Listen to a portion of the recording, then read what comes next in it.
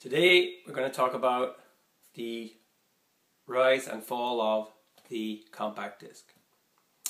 In 1982, the compact disc was marketed. I think Billy Joel's 52nd Street was the very first compact disc on sale in October 1982. This was the first major format to forecast the demise of the vinyl LP. The vinyl LP, as we know and love, was made out of vinyl, plastic, and susceptible to dust, crackle and damage, scratches from the stylus and all that malarkey. Another thing, if you didn't have a very good turntable, well then you didn't appreciate the quality in the grooves. The compact disc, on the other hand, offered a lifetime of digitally encoded, error-free, 16-bit recording that had no crackle, no snap, and no pop. The problem was the compact disc didn't sound very good.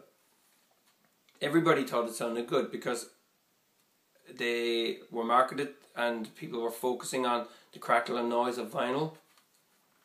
But on the other hand, the actual sound of a compact disc wasn't that good. It was sterile, tinny, it was compressed, and it just didn't sound good. But the marketing guys at Sony and Philips persuaded the world that it sounded good, and everybody started buying them.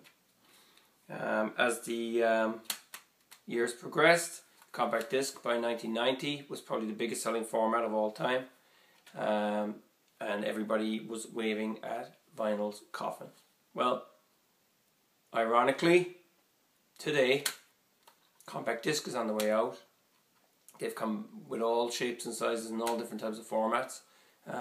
Latest being Super Audio, DVD audio.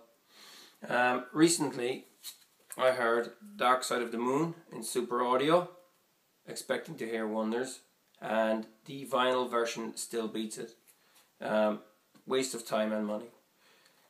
CD's biggest downfall was, remember back in the early 80s, in the sleeve of a record it used to say home taping is killing music and it's illegal. They were worrying that people were buying one LP, copying it for their friends and family. Well, that was an innocent thing to do. You had to tape the vinyl because you couldn't play it inside in your car. They were worried about this, but they didn't realize that vinyl can't really be copied in a physical format. You can't copy this unless you got a pressing plant, and that would take up a lot of space on your block. So this was the warning they were crying out, but in reality the record companies were after laying their hands on a small sound carrying unit such as a compact disc. In the early days they were not cheap to manufacture. They were made in a batch process. There was a lot of mistakes made while they were making them.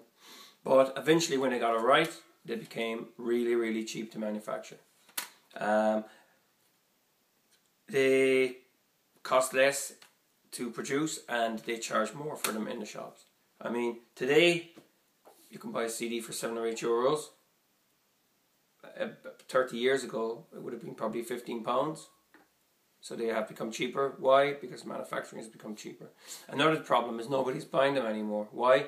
Because of MP3 and other formats in the digital domain. The problem with a compact disc is that it can be ripped onto a PC, turned into a digital file and shipped all over the world in seconds. Meaning that one album could be chopped into 1 million pieces. Bad news. So the record companies actually shot themselves in the foot by trying to keep us away from this. Ironically, you can still buy vinyl today. This is an album by The Killers, which was released about 4 years ago.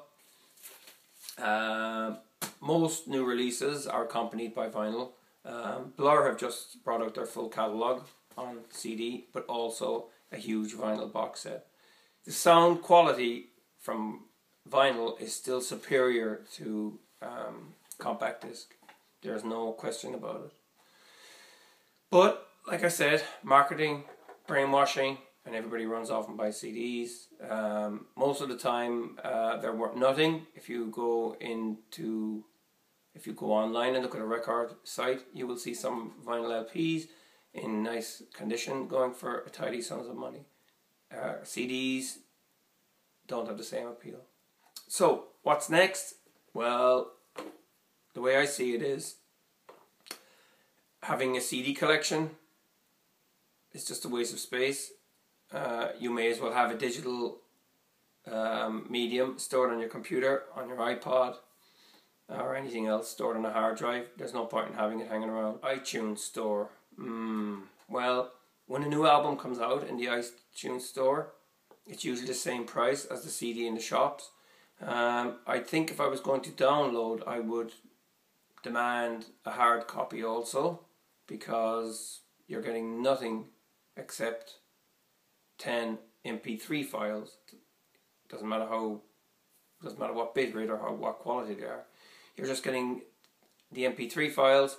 But if you go into the shop, you can actually buy the full thing for the same price, which I would rather do, even though I don't like CDs. But if it was something I really, really wanted and I had no choice, I would buy it and then I would put it onto MP3. So at least I have a master of higher quality inside my cupboard. So there you go, in a nutshell. The record companies shot themselves in the foot and are now in decline because of the compact disc.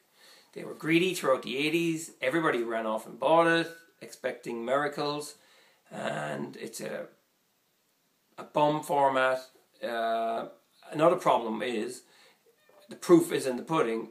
When a compact disc was released in 1989, by 1999 there was a remastered version coming up to 24-bit, all that kind of stuff.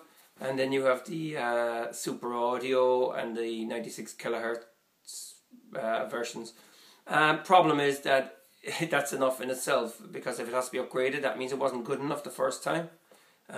Whereas you can go into a shop, pick up an LP in good condition from 30-40 years ago, and it still sounds incredible. This is a Riga Planar 2 turntable. It knocks any CD player out of the ring, there's no question about it. I have never heard a compact disc producing music as good as this turntable. I cannot play any music now because, number one, the quality won't be very good, and number two, I don't want somebody on YouTube coming along to me saying, oh look, copyright infringement. And what will happen is they may stick a picture of Justin Bieber on this video, and I don't want that because Justin Bieber sucks. So that's all I got to say about this. So viva la vinyl, and death to the record companies and the compact disc.